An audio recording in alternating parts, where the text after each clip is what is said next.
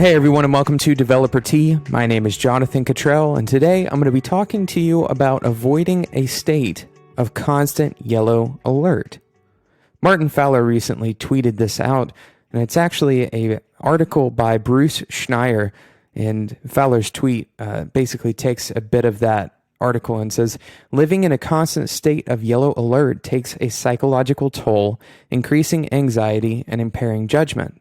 Now, the article is mostly talking about living in a state of paranoia because of some political environment that you are in, or perhaps because of the culture around you propagating a culture of fear. But I want to take this discussion and talk a little bit more about the way that we approach our professional world. And that is, we often tend to have the same concept of living in the yellow world. And this occurs when we are in some sort of constant state of caution or heightened alert. And a lot of the time for developers, it's a state of constant pressure or a state of constant feeling behind. So today, whether you are a junior developer or you are managing a team of developers, I want to give you some tools to identify if you are in this particular state of constant urgency or constant alert. And then I'm going to start a discussion about ways of fixing that, ways of avoiding that constant state of alert. But as the old saying goes, to be able to fix a problem, you have to know that it exists.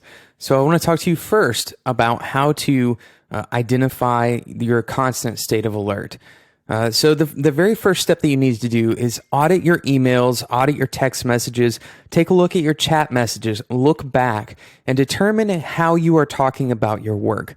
If you see a pattern of language between you and coworkers, or perhaps a pattern of language between you and even your friends and family that suggests that everything is constantly urgent, or that you're too busy all the time, or that every week ends with you feeling behind, that's a first sign that you may be in a state of constant alert. If you are constantly feeling like you are behind, or if you are constantly feeling like you haven't done enough today, or if you constantly feel like you are too busy to be able to spend time outside of work on anything other than work, then you are possibly in a constant state of alert. Number two, if your diet or your exercise or your personal relationships are being compromised in some way because you feel the need to work extra hours to catch up, that's another sign that you may be in a state of constant alert, or you may be in a state of constantly catching up. Now, I want to clarify there, you don't have to feel like you are in a state of alert to experience the problems that go along with that state of alert. You may not even be aware that you are constantly in a catch-up state until you audit these things, until you start looking at and retrospecting on the way that you are behaving on a day-to-day, week-to-week, and month-to-month basis. Number three, if you feel like you must always be connected to your email, text messages, or other means of communication, if you feel like you can't turn that stuff off and move into maybe a silent period or anti-digital period, if you want to call it that. Some people call it a digital Sabbath on the ends of the weekends. If you feel like you can't do that, then it's very possible that you are in a constant state of alert. You're always on watch. You're always waiting for something from work to interrupt your non-work life. So if any of this describes you, then it's possible that you're in a constant state of alert.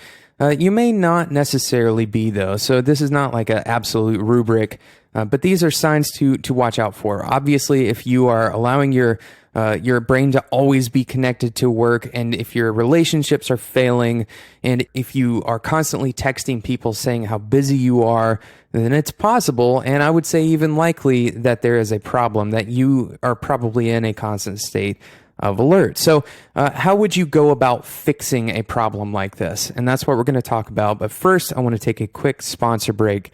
Today's episode is sponsored by DigitalOcean.com. Of all of the things that could cause you stress, DigitalOcean is probably at the end of that list, or not even on that list at all. On DigitalOcean, you can spin up an SSD cloud server in less than 55 seconds. and it'll only cost you $5 a month on their bottom end tier. Now, the incredible thing about DigitalOcean is that they actually allow you to spin these things up with a bunch of stuff already installed on them. They have one-click applications. For example, I'm going to include a link in the show notes. It's an article that they wrote back in 2013. It's called How to Use the DigitalOcean Docker Application. You can deploy Docker directly on DigitalOcean with just a few clicks. There's a ton of other really awesome software that they already have available for you to deploy in one click, and it is super affordable. If you use the code DeveloperT after you create your account, then you actually get $10 of credit. Now, if you do the $5 tier, which has 512 megabytes of RAM on a single CPU, 20 gigabytes of SSD disk space, and a full terabyte of transfer, you get 2 months of that for free, effectively, with the code DeveloperT. So go and check it out, DigitalOcean.com. Thank you so much for sponsoring the show, DigitalOcean, and thank you for making DeveloperT listeners' lives just a little bit less hectic. Because like we're talking about on this episode, being in a constant state of alert is not healthy for you. We weren't designed to be in a constant state of alert or constantly stressed out. We should have many periods of rest, and we should have many periods of being simply okay, of actually going to work, feeling like we've gotten enough done that day to go home and not have anxiety over what's coming tomorrow. So we've already talked about ways of identifying if maybe you are in that state, because it can be hard to identify unless you actually take a few minutes and audit your own life, audit your own state of mind, audit the things that you've been saying to other people. Take a few minutes to determine whether maybe you could be in a constant state of alert or if you are constantly being stressed out. But now I want to talk about how we go about fixing this issue. And the truth is, there's not a silver bullet. There's not an easy fix to this problem, because it is, like most problems, a systemic issue that you have to get to the root of to fix it. So first, we're going to, and this is the first step in fixing this issue, identify the patterns that are resulting in the constant state of alert. If you're a manager, you need to determine what is going wrong at the systematic level to cause the issues. And if you are not a manager, you need to determine if the issues are a result of your own personal decisions or your own personal mindset. So there's a ton of possible causes for the problem. And I don't have time to go into specific detail about each of these, but I want to list a few of the potential causes for these problems. In most companies and most individuals, you actually experience more than one of these problems if you experience any of them. So let's just go through this list. Number one, developers may not have the necessary knowledge or the necessary skill to accomplish something at the expected rate of accomplishment. In other words, you may simply not have the training, or you may not have the expertise to be able to do something as fast or as efficiently as another person would. And that is a totally okay problem. There's nobody that should be blamed for this. The reality is, we very often take on things that we don't have the skill to actually accomplish as fast as we think we can. We're overconfident in all reality. And that's number two, being overconfident in our scheduling and forecasting. Even if we are competent enough, even if we are skilled, or we have enough of the experience necessary to do something, we may overconfidently schedule ourselves. There is a limit to how fast we can do these things.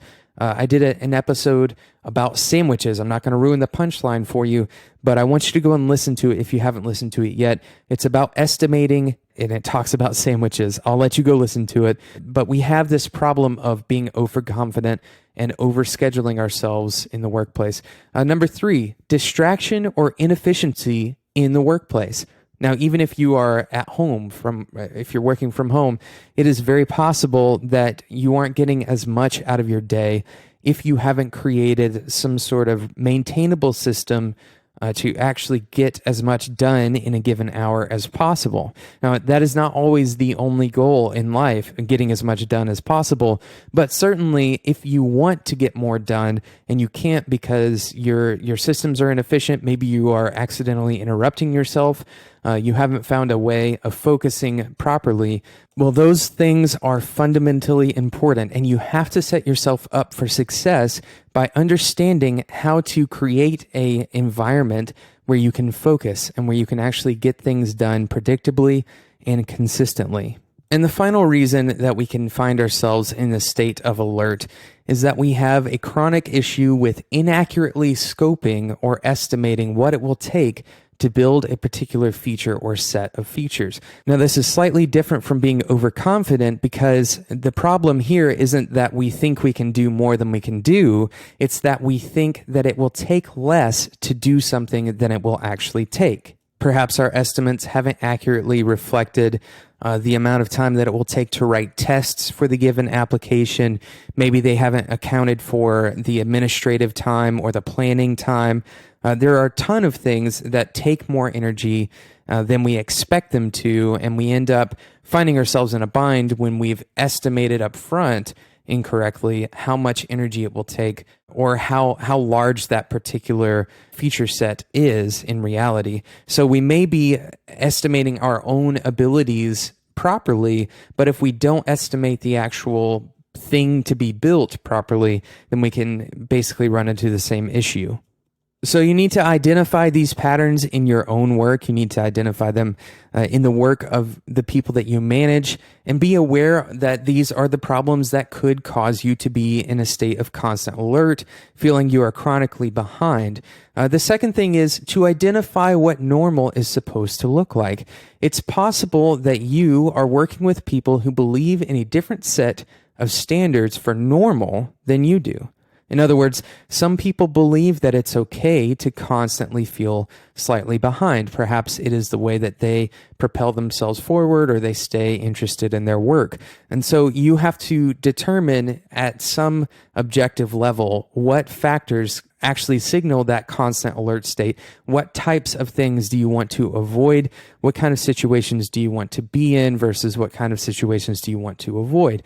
Some people, like I said, are totally okay with working 80 hours every week and always feeling like they are slightly behind so that they have something to drive them forward. I have some objective markers that I set for myself.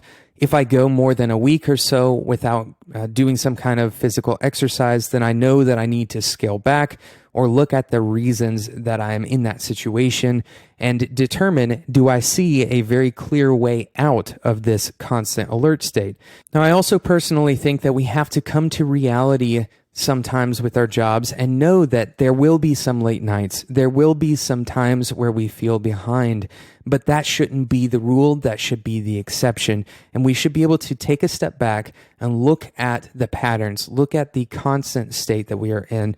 So we need to identify what normal is supposed to look like, at least from some objective level for our own lives. And it should be something that we share with the people that we work with, especially if you are a junior developer. You definitely want to talk to whoever is managing you, whoever your manager is, whoever is in direct superiority to you at work. Talk to them about their expectations of your time and their expectations when something occurs, like, for example, a late night needs to be pulled in order to meet a deadline. You need to talk to them about those situations so that you have a way of making decisions of what to do when it comes to working late or working unexpectedly long hours. Should you work those hours, or should you allow the project to go late? And that's going to be something that you have to work out with your employer. There need to be clear expectations, especially from managing developers to the junior developers, on how to deal with those situations.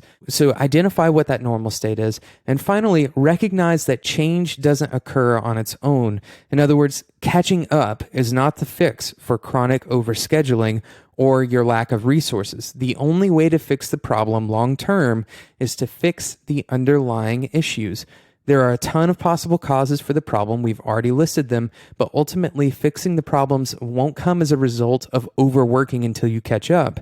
They need to be fixed at the root of the problem, or else the problem will continue to produce more and more of the same situation, and overworking will become the norm. You're basically treating the symptom, not the cause, and you'll find yourself in a constant state of alert, which is exactly what we're talking about on this episode. To avoid that constant state of alert, you have to get to the root of the problem that is causing you to be in the constant state of alert and fix that. Remember that good health requires good rest. Good health requires that you live in a state of security and you live in a relatively predictable state where you know what's going to happen and you can prepare for it. And when those situations occur that require you to be on high alert, you will be much more ready to deal with them if you are on relatively low alert on a normal basis. Now, I realize that this may not be a very popular message, especially amongst kind of startup crowds who are constantly using hustle as an excuse for overworking. But the reality is that if you want a long-term career success, then you need to be able to pace yourself. You can't go in and constantly be sprinting and expect to sustain, because if you are doing that, then you're physically going to break down and your mind will break down from the stress that you're putting on it. Unless you have an abnormal, superhuman ability to deal with this stress, then you have to pace yourself. You have to learn how to rest. You have to be able to identify the things that are causing you to be in a constant state of alert and figure out how to fix the root of the problem. Thank you so much for listening to Developer Tea. I hope you shared this concept with your friends, with your coworkers, with your family. I hope it helps you determine a better way forward for more sustainable work situations, whether you're a manager or a junior developer. And I hope you've enjoyed this episode. Thank you so much to today's sponsor, DigitalOcean. If you need a cloud server, a very fast cloud server at that, check out DigitalOcean.com. Use the code DeveloperT to get $10 off after you create your account. You can get $10 off. That's 2 months worth of their lowest tier, their $5 a month tier. Thank you so much for listening to today's episode. Make sure you subscribe, and I would love it if you would give me an iTunes rating and review. It makes a huge difference for the show. Thank you so much for listening, and until next time, enjoy your tea.